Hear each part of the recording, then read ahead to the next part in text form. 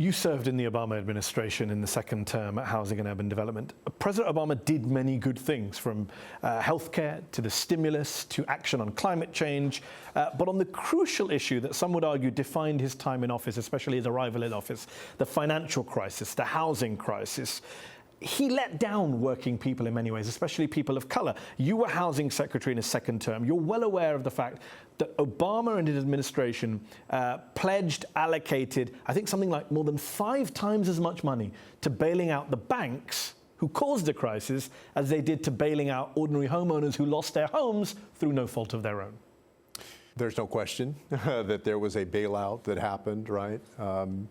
It's also true, though, that administration, that the Obama administration, ended up investing more in everyday Americans trying to save their homes, trying to rebuild their communities. At HUD, there were several programs that either were allocated more money, like community development block grants, home funding, new programs during that time. Neighborhood stabilization program is a good example, that basically pumped more money into communities across the country that wouldn't have happened if you had had somebody else in office.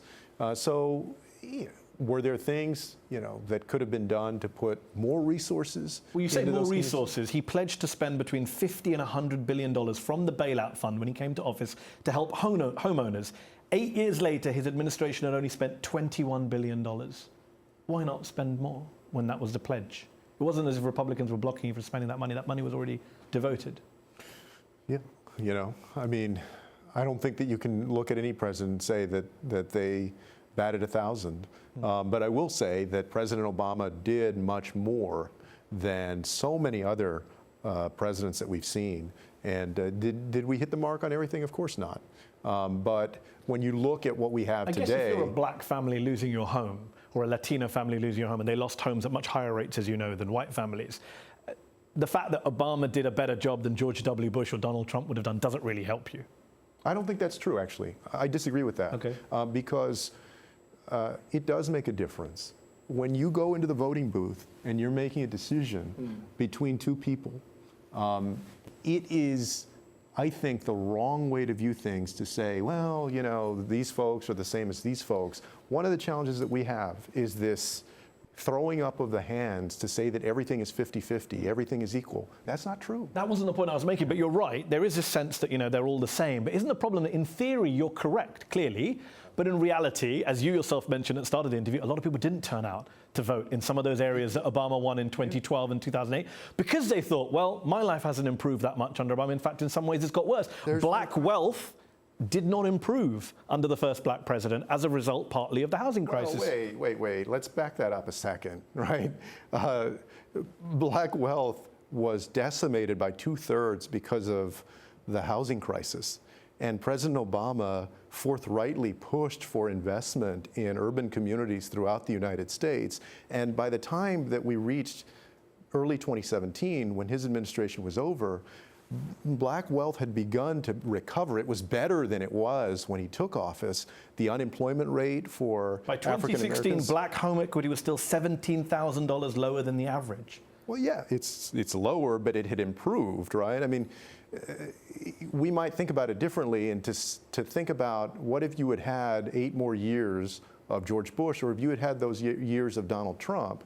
So yes, I believe that there are ways that we can do better. I'm sure that that my colleagues in the Obama administration would say, yes, there are ways that we wish or we'd hoped things could have been done more effectively, but they were done much more effectively and to benefit a wider group of people, including African Americans and Latinos, than this administration, than the George W. Bush administration. I'm not sure I'm not going to dispute that, of course. You're a politician, right? You understand perceptions. If you're a part of the Democratic base, if you're a progressive, you're a person of color, and you're looking at kind of weighing up Obama's 8 years in office, you do look at this and you think, okay, he bailed out banks in the same way that he didn't bail out homeowners. And then when it came to distressed mortgages, he goes and gives them back to the same banks, private equity people who caused the crisis. It doesn't look good, does it? Well, I would say substantively that's why, some of the changes that we did to make sure that more of them could go into the hands of nonprofits and more of them could go into the hands of folks, cities, for instance, that wanted to help rebuild those neighborhoods for the people that live there, that makes sense. And so when folks raised those issues, we were receptive to that.